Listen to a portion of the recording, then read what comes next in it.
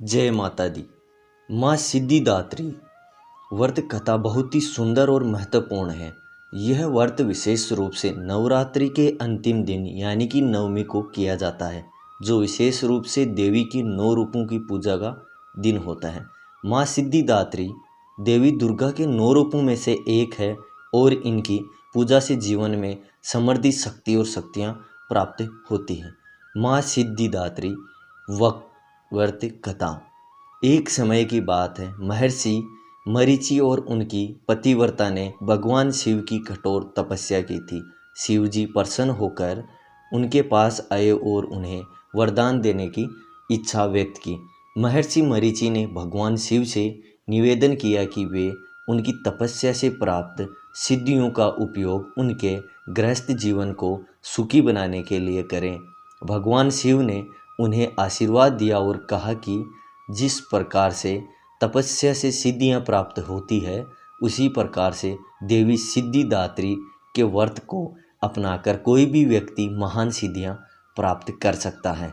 महर्षि मरीचि ने देवी सिद्धिदात्री की पूजा प्रारंभ की।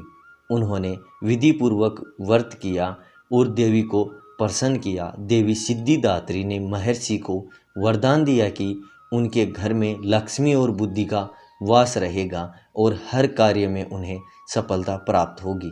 इसके बाद से इस व्रत को लेकर यह मान्यता बन गई कि जो भी व्यक्ति विधि पूर्वक और निष्ठापूर्वक माँ सिद्धिदात्री का व्रत करता है, उसे अपनी सभी इच्छाएं पूरी करने की सिद्धि प्राप्त होती है और इसकी सभी परेशानियां दूर हो जाती हैं। उसका संसार सुख में बीतता है।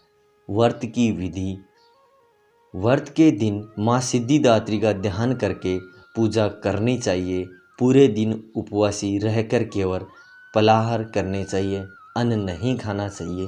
विशेष रूप से नवरात्रि के 9वें दिन इस व्रत को बड़े श्रद्धा भाव से करें। माँ सिद्धिदात्री का पंचोपचार पूजन करें। व्रती को सुबह और शाम माँ के मंत्रों का जाप करते रहना चाहिए, जो कि मंत्र है ओम देवी सिद्धिदात्री महाक्रूरी महादेवी महासिद्धेश्वराय महाकायाय महाशक्ताय नमः। इस प्रकार माँ सिद्धिदात्री की पूजा और व्रत से व्यक्ति को मानसिक और भौतिक सिद्धियाँ प्राप्त होती है। जय माँ सिद्धिदात्री।